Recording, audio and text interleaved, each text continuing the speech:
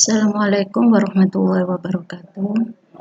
Selamat pagi anak-anak, bagaimana kabarnya hari ini? Semoga kita selalu senantiasa diberi kesehatan, keselamatan, baik lahir maupun batin oleh Allah Subhanahu wa Ta'ala. Baik anak-anak, pada pagi hari ini kita akan mempelajari kembali mengenai otomatisasi tata kelola kepegawaian. Pada pertemuan yang lalu, kalian sudah mendapatkan materi mengenai administrasi dalam arti sempit, administrasi dalam arti luas, dan beberapa pendapat-pendapat apa sih yang dimaksud dengan administrasi di dalam pembelajaran otomatisasi tata kelola kepegawaian. Nah, sekarang kita akan memfokuskan mengenai tata kelola kepegawaian, di mana berkaitan dengan administrasi kepegawaian atau ketenaga kerjaan. Jadi, nanti yang akan kita pelajari kompetensinya yaitu yang pertama, memahami administrasi kepegawaian. Yang kedua, melakukan pengelompokan administrasi kepegawaian. Nah, sekarang Ibu mau tanya, apa sih administrasi kepegawaian? Ya, betul. Administrasi kepegawaian merupakan segenap aktivitas yang mempunyai sangkut paut dengan masalah penggunaan tenaga kerja dalam suatu usaha kerjasama untuk mencapai tujuan tertentu. Jadi di sini administrasi kepegawaian itu semua kegiatan yang berhubungan atau mempunyai sangkut paut dengan penggunaan tenaga kerja, dengan penggunaan pegawai yang ada di dalam satu organisasi, di mana penggunaan tenaga kerja tersebut bertujuan untuk mencapai tujuan daripada organisasi yang bersangkutan. Jadi di sini administrasi mengandung makna pengarahan, ya, pengarahan atau memimpin sesuai dengan istilah directing. Kemudian berkembang menjadi melayani atau service. Karena istilah tersebut pada saat yang sama dapat terpenuhi dua unsur yang berbeda dalam usaha mencapai maksud dan tujuan seseorang.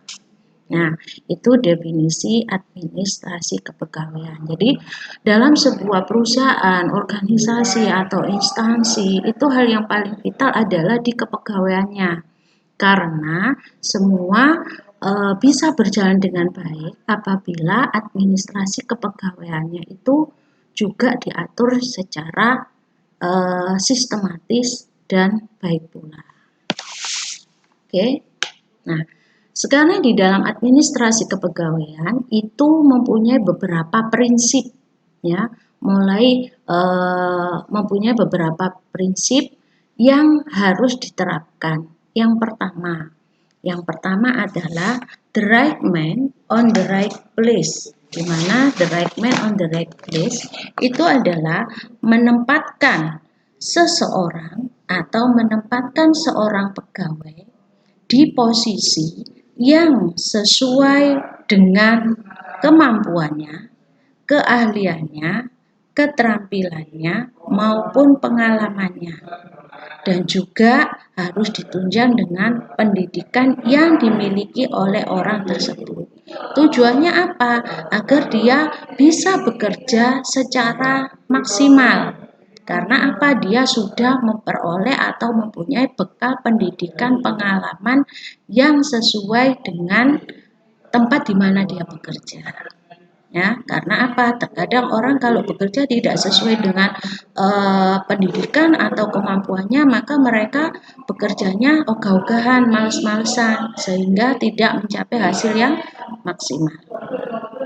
Yang kedua, equal pay for equal work, yaitu di mana prinsip ini memberikan balas jasa terhadap tenaga kerja berdasarkan hasil kerjanya, atau berdasarkan hasil prestasi kerja karyawan tersebut. Nah, prinsip ini sangat penting diterapkan untuk meningkatkan motivasi kerja kepada setiap karyawan. Balas jasa di sini, balas jasa, ya, itu tidak hanya berupa materi, tetapi juga bisa berupa non materi. Misal kalau berupa materi, menerima gaji, menerima tunjangan, menerima bonus, dan lain sebagainya. Sedangkan kalau materi mungkin dia menerima pujian, menerima penghargaan, ucapan selamat, penghargaan dari pimpinan atas kerjanya yang bagus, dan lain sebagainya. Atau fasilitas-fasilitas yang diberikan oleh perusahaan. Karena apa? Apabila orang itu menerima kompensasi yang sesuai dengan kerjanya, maka dia akan merasa puas. Apabila dia merasa puas, dia merasa enjoy dengan pekerjaannya, dan dia akan bekerja sesuai dengan yang diminta oleh perusahaan. Jadi produktivitasnya bisa maksimal. Sebaliknya, apabila dia bekerja tetapi pendapatannya atau kompensasinya tidak memuaskan, otomatis dia akan malas-malasan untuk bekerja. Itu yang kedua. Sekarang prinsip yang ketiga, yaitu prinsip kemanusiaan.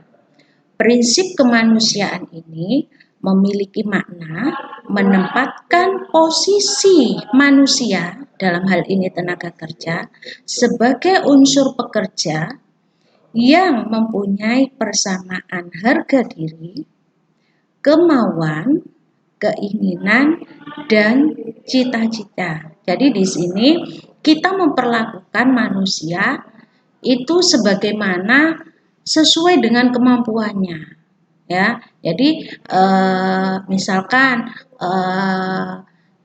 aturan yang diterapkan oleh pemerintah kalau jam kerjanya 1 hari 8 jam, ya memang itu harus diterapkan oleh pihak perusahaan, karena seorang manusia itu bekerja ada batasnya, jadi tidak diforsir, tidak diperas tenaganya tanpa ada kompensasi dan lain sebagainya. Jadi kemampuan manusia sebagai unsur pekerja harus dihargai posisinya sebagai manusia selayaknya dan bukan dianggap mesin. Nah, itu adalah prinsip kemanusiaan. Sekarang yang keempat, prinsip demokrasi. Prinsip demokrasi ini merujuk pada adanya saling menghormati, saling menghargai, saling mengisi dalam melaksanakan kegiatan kerjasama dalam organisasi untuk mencapai tujuan yang telah ditentukan. Jadi prinsip demokrasi ini berhubungan erat dengan kerjasama tenaga kerja itu atau teamwork. Karena apa? Manusia bekerja itu tidak bisa dia bekerja sendiri, pasti dia akan berhubungan dengan orang lain, membutuhkan bantuan orang lain dan lain sebagainya. Jadi di sini adanya prinsip demokrasi. Jadi pada waktu melakukan administrasi kepegawaian harus memperhatikan prinsip demokrasi tersebut. Selanjutnya adalah prinsip kesatuan arah. Prinsip kesatuan arah ini mengandung pengertian adanya kesatuan arah, kesatuan pelaksanaan tugas yang sejalan dengan program dan rencana yang telah ditentukan oleh organisasi atau perusahaan. Apa sih tujuan prinsip kesatuan arah? Yaitu agar setiap tenaga kerja dapat melaksanakan tugas-tugasnya dengan baik dan terarah. Jadi ada kesatuan arah. Makanya di dalam bekerja itu kan pasti ada job description, job spesifikasi, pembagian kerja. Nanti orang ini memangku dalam satu jabatan itu kewajibannya apa yang harus dilakukan, tugas-tugasnya. Nanti pertanggungjawabannya kepada siapa. Itu harus jelas agar apa? Mereka bekerja sesuai dengan job disk masing-masing atau job kerjanya masing-masing. Jadi mereka tidak akan mencampuri atau masuk ke ranah pekerjaan orang lain. Oke, sekarang kita lanjutkan. Prinsip yang selanjutnya adalah prinsip kesatuan tujuan. Nah, prinsip ini sangat erat hubungannya dengan prinsip kesatuan arah. Artinya, pelaksanaan tugas-tugas yang dibebankan kepada setiap karyawan atau pegawai harus terfokus pada tujuan yang akan dicapai. Nah, jadi prinsip kesatuan tujuan ini dalam satu tim, dalam satu kelompok kerja, maka dia harus punya satu tujuan yang sama. Ya, misalkan tujuan apa? Meningkatkan produktivitas. Berarti itu harus didukung oleh semua anggota tim. Jadi tujuan antara satu orang dengan orang lain dalam organisasi itu satu. Ya, tidak berbeda-beda. Oke. Sekarang prinsip yang selanjutnya adalah prinsip komando. Nah, prinsip komando dalam hal ini adalah perintah ya. Komando di sini berarti ada pimpinan yang mengarahkan ya. Jadi harus ada perintah dari seseorang. Karena nggak mungkin orang bekerja kan itu banyak orang, nggak mungkin dia bekerja sendiri-sendiri akhirnya nggak tahu job disk-nya. Maka perlu adanya seorang pemimpin. Untuk apa? Untuk mengarahkan. Dan lebih baik komandonya tunggal agar fokus pada tujuan perusahaan. Komandonya tunggal itu maksudnya satu orang yang memberi komando, bukan lebih dari satu, misalkan 2 orang, 3 orang. Karena apa? Nanti akan membingungkan atau membuat rancu pekerjaan tersebut. Nah, dalam pelaksanaan prinsip komando ini harus berdasarkan kepada satu pimpinan dalam setiap bidang pekerjaan, sehingga karyawan hanya mempunyai satu orang atasan yang berkompeten dalam bidangnya. Ya, jadi hanya ada satu pimpinan saja, nggak boleh lebih. Loh Bu, bagaimana nanti kan ada direktur, ada kepala bagian, ada seksi, ada karu. Nah, itu kan tingkat-tingkatan. Nah, nanti itu kan mengkerucut pada satu pimpinan pusat. Misalkan direktur nanti dia pemberian perintahnya kepada misalkan kepala bagian kepada kepala regu kepada misalkan bawahnya pengawas dan lain sebagainya. Nah, itu secara bertahap atau tingkatan-tingkatan. Oke. Selanjutnya ada prinsip efisiensi dan produktivitas kerja. Nah, prinsip ini merupakan kunci keberhasilan dalam meraih tujuan perusahaan. Karena apa? Efisiensi dan produktivitas kerja harus dicapai dalam rangka mencapai tujuan perusahaan. Prinsip ini harus jelas karena berhubungan dengan prinsip the right man on the right place, yaitu prinsip yang pertama tadi. Apa hubungannya? Gini, kalau kita menempatkan seorang pegawai atau karyawan di mana background pendidikan, pengalaman, ya, itu sesuai dengan persyaratan-persyaratannya atau sesuai dengan pekerjaan yang akan dilakukan, maka otomatis orang itu akan bekerja secara maksimal. Karena apa? Karena dia didukung oleh pendidikan yang sesuai, didukung pula oleh pengalaman kerja yang sesuai, sehingga dia akan bekerja secara maksimal. Nah, kalau dia sudah bekerja secara maksimal, otomatis kita akan menghemat dalam segala hal, yaitu efisiensi, menghemat tenaga, menghemat waktu, ya, menghemat biaya. Karena apa? Pekerjaannya bisa dihandle dengan bagus. Nah, kalau efisiensinya ini sudah bisa tercapai, otomatis produktivitas kerjanya juga akan terwujud. Nah, oke. Nah, itu maksud dari prinsip efisiensi dan produktivitas kerja. Selanjutnya, ada prinsip disiplin. Prinsip disiplin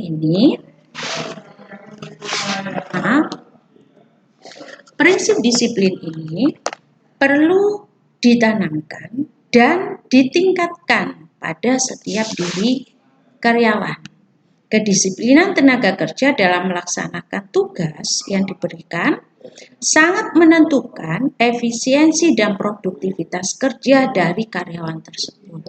Nah, disiplin ini dalam berbagai hal, dalam berbagai aspek, ya, baik itu disiplin waktu, disiplin penyelesaian dalam menyelesaikan tugas atau pekerjaan, ya, atau disiplin dalam hal-hal yang lainnya.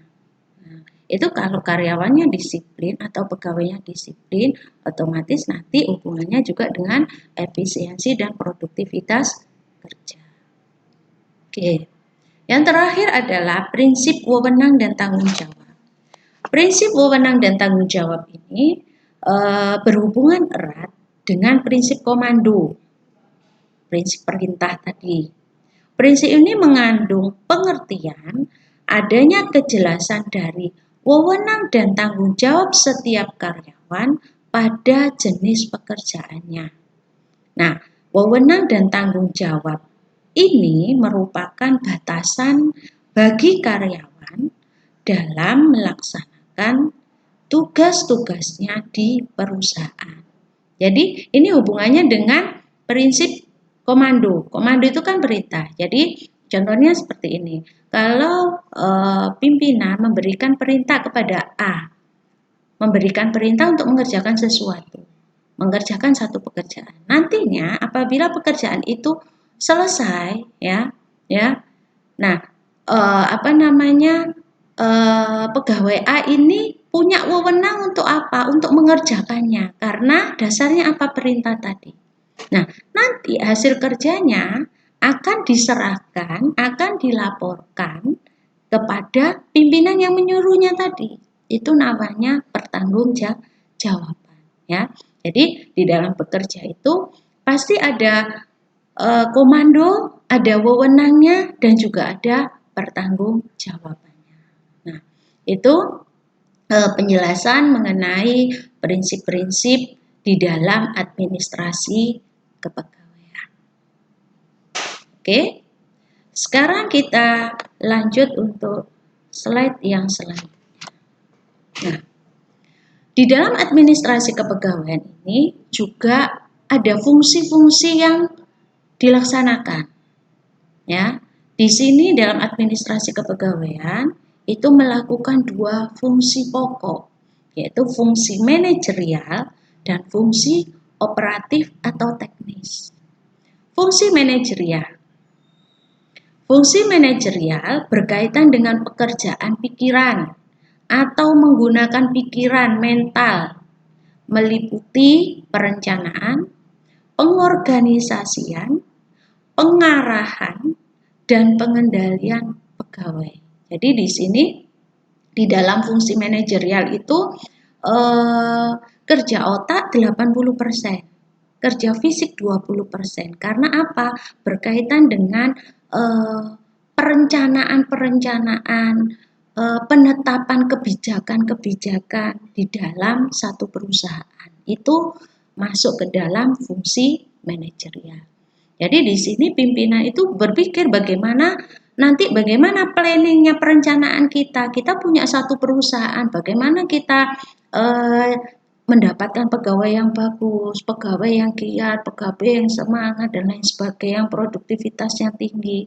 Nanti kalau kita sudah dapatkan pegawai itu, bagaimana cara untuk memelihara, membimbing, mengarahkan atau mengawasi itu masuk dalam fungsi manajerial. Oke. Selanjutnya yang kedua adalah fungsi operatif atau fungsi teknis. Nah, fungsi teknis ini berkaitan dengan kegiatan yang dilakukan dengan fisik. Jadi di sini fisiknya 80%, 20% adalah mental atau pikiran tadi. Nah, di sini fungsi operatif atau teknis itu penerjemahan atau perwujudan dari fungsi manajerial di atas. Nah, kalau fungsi manajerial tadi berpikir bagaimana caranya. Nah, bagaimana caranya mendapat pegawai yang bagus. Nah, nanti teknis di lapangannya itu masuk pada fungsi operatif atau fungsi teknis. Nah, di sini fungsi operatif meliputi pengadaan. Nah, pengadaan, bagaimana cara menarik pegawai? Apakah kita cari pegawai secara internal atau eksternal? Terus nanti bagaimana pelamaran pekerjaannya, syaratnya dan lain sebagainya. Ada pengembangan, ada kompensasi. Kompensasi itu bisa berupa materi maupun non materi, integrasi, pemeliharaan sampai pada pemensiunan pegawai atau pemberhentian hubungan kerja, ya. Nah, di sini masuk kepada fungsi teknis atau fungsi operatif. Jadi di dalam administrasi kepegawaian itu melakukan dua fungsi itu. Apakah bisa satu fungsi? Tidak bisa. Ya, karena apa? Kedua fungsi ini berkaitan satu dengan yang lainnya. Oke. Selanjutnya, nah, kita akan bicara mengenai asas-asas pegawai ASN, aparatur sipil negara atau pegawai negeri sipil. Nah, nantinya di dalam administrasi kepegawaian ini kita banyak membahas mengenai pegawai negeri sipil atau aparatur sipil negara. Nah, sekarang kita bicara mengenai asas-asas pegawai atau ASN. Yang pertama, azas kepastian hukum. Azas kepastian hukum di sini, setiap penyelenggaraan kebijakan dan manajemen ASN atau PNS mengutamakan landasan peraturan perundang-undangan, kepatuhan dan keadilan. Jadi, dalam pengadaan, dalam perencanaan pegawai, ya, itu harus berlandaskan kepada hukum yang berlaku. Nah, hukum yang berlaku itu bisa berupa perundang-undangan, bisa berupa keputusan menteri atau Kepmen atau keputusan presiden dan lain sebagainya. Jadi ada dasarnya, tidak boleh sembarangan. Nah, okay. Yang kedua, azas profesionalitas. Azas profesionalitas adalah azas yang mengutamakan keahlian yang berlandaskan kode etik dan ketentuan peraturan perundang-undangan. Nah, azas profesionalitas ini biasanya berkaitan dengan pendidikannya.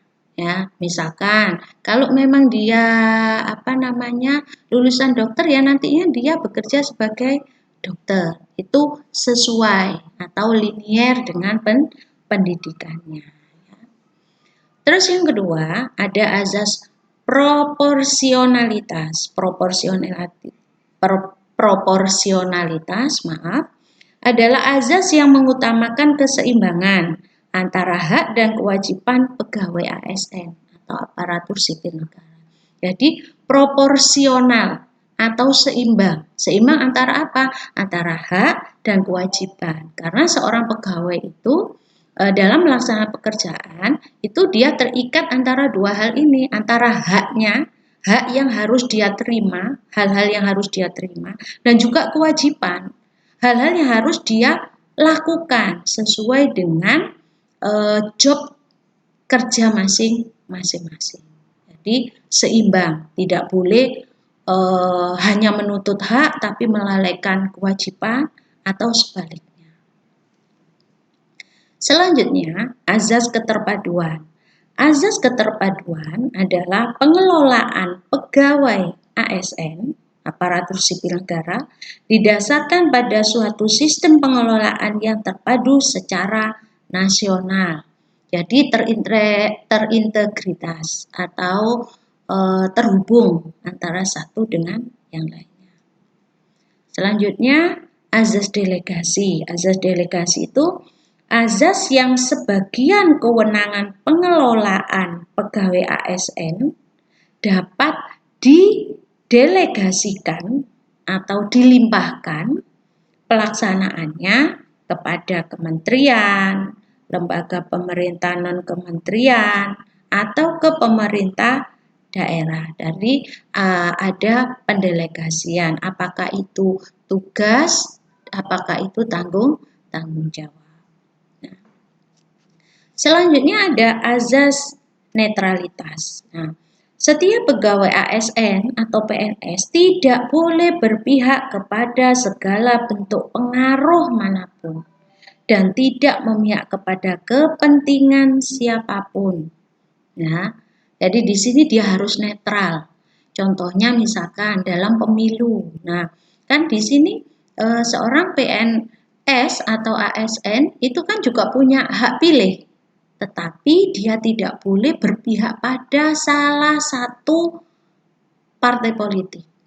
Apalagi mempengaruhi orang lain untuk mempengaruhi orang lain untuk masuk pada satu partai politik yang ada. Oke. Selanjutnya azas akuntabilitas.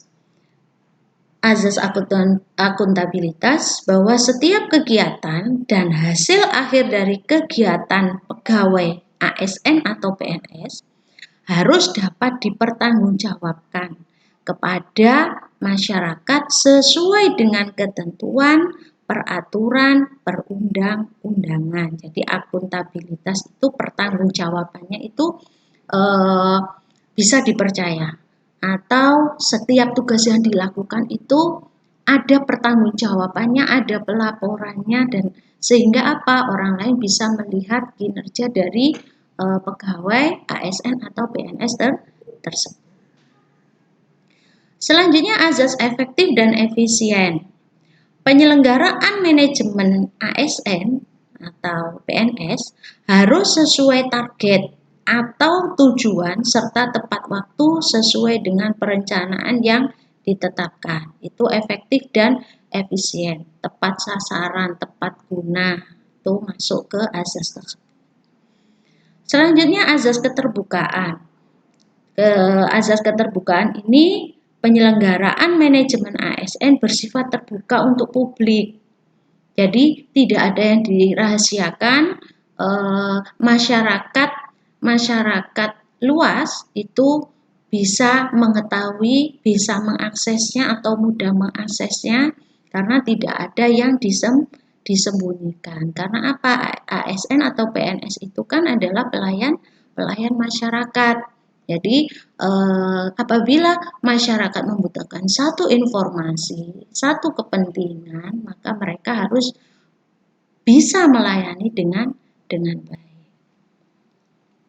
Selanjutnya adalah azas non-diskriminatif.